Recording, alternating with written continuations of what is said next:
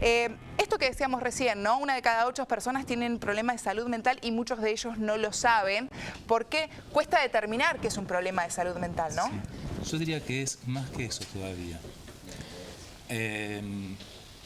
Por ejemplo, estamos saliendo de una pandemia, ¿sí?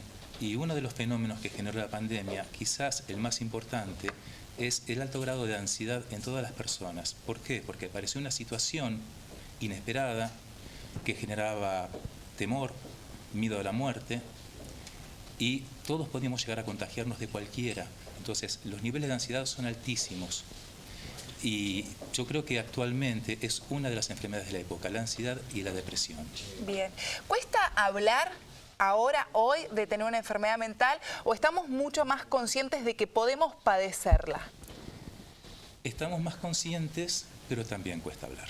Las dos cosas. Porque esto que mencionabas, la cuestión de la estigmatización y también los prejuicios, sigue estando hoy en día. No es algo que está plenamente resuelto. Hay que seguir trabajando mucho, por eso está muy bueno que se abran estos espacios.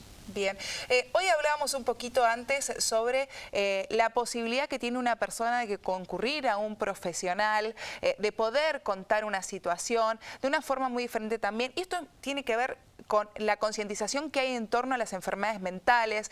Lo hemos tratado en alguna oportunidad. Mamá, por ejemplo, la mamá del cantante de Chano, que salió a hablar sobre la ley de salud mental, del sistema que estuvo oculto un montón de años, sí, que quizás no conocíamos y que nos puede pasar a cualquiera de nosotros. Claro, por prejuicio precisamente. Mirá, yo pensaba, ¿no?, mientras ustedes desarrollaban, por ejemplo, el tema del sueño, o hablaban de estas cuestiones de la voz, que es cierto que hay cuestiones ambientales, pero además está lo subjetivo, que es con lo que trabaja la psicología, ¿no? O el tema del sueño. Sí, bárbaro, podemos encontrar o buscar métodos con características científicas, pero la ciencia trabaja sobre lo general, que está muy bien porque es una forma de abordar objetos, inclusive a los sujetos como objetos, ¿no?, para pensarlos, pero lo subjetivo es lo que hace que cada uno de nosotros sea distinto, que sea diferente. Hablabas recién de cáncer también, ¿no?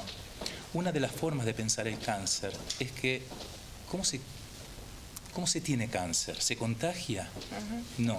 O sea, es algo que uno genera, y si algo lo genera uno, tiene características semejantes a una enfermedad autoinmune. ¿Y por qué algunos generamos y otros no? Hablabas de gemelos monocigotas, o sea, hay gemelos que se enferman de algunas cosas y otros que no, y tienen la misma carga genética. Entonces, hay algo más que eso, y que es la subjetividad, que es sobre lo que trabaja la psicología. La psicología se ha abierto últimamente a una mirada mucho más integral, que incluye también lo espiritual y lo emocional, pero desde otro lado, ¿no? Quizás que antes era más científica, más estructurada y más de manual. Por suerte se ha abierto un poco a todo lo que tiene que ver con esto, ¿no? Un poco y un poco. Un poco y un poco. Claro, yo abogo más por la psicología científica, mi pensamiento es científico, no niego lo espiritual y estoy consciente de que forma parte de la subjetividad también. Pero me parece que la mirada tiene que ser integrada. Cuando hablamos de que no hay salud sin salud mental, es una frase muy interesante y muy importante, porque lo que hace precisamente es llevar a pensarnos en la salud como un abordaje, o pensarla desde un abordaje integral. ¿Sí? Bueno, ¿y qué pasa cuando no podemos reconocer que tenemos una enfermedad mental o nos cuesta reconocerlo en el otro? Pasa mucho con los papás de niños y adolescentes, que el tema de la pandemia les ha afectado muchísimo. ¿Cuáles son los signos de alerta? ¿Qué es lo que tienen que tener en cuenta para concurrir a un profesional y no tener miedo a el señalamiento por parte de la sociedad también, ¿no? Mira, lo que nos pasa a veces como papás, por ejemplo, ya que traes este ejemplo, es que nos cuesta ver dificultades en nuestros hijos, muchas veces por propia angustia o por propia ansiedad. Entonces, hay algo que forma parte de nuestro aparato psíquico, que es el sistema de defensas. Y las defensas nos defienden de todo aquello que provoca ansiedad o angustia, ¿sí? Cuando trabajan adaptativamente son plásticas, pero muchas veces no. Entonces nos privan de la posibilidad de observar algunos observables. Quizás uno tiene que estar atento a lo que dicen otros a veces para poder pensar, por ejemplo, en nuestros hijos, o estar atentos a los cambios de nuestros hijos cuando hay algún tipo de cambio. Por último, quería consultarle, ¿qué le falta a nuestra sociedad para ser, no vamos a decir completo, pero para encaminarnos en ser buenos detectores y servidores de salud mental en nuestro país? Concientización, generar espacios como esto, dejarte de estigmatizar. A veces he escuchado, por ejemplo, fulano o fulana es psiquiátrico como si fuera un insulto, y en realidad estamos hablando de una enfermedad o de una patología. Hay que ser cuidadosos también con eso. Antes decíamos, está loco, ¿no?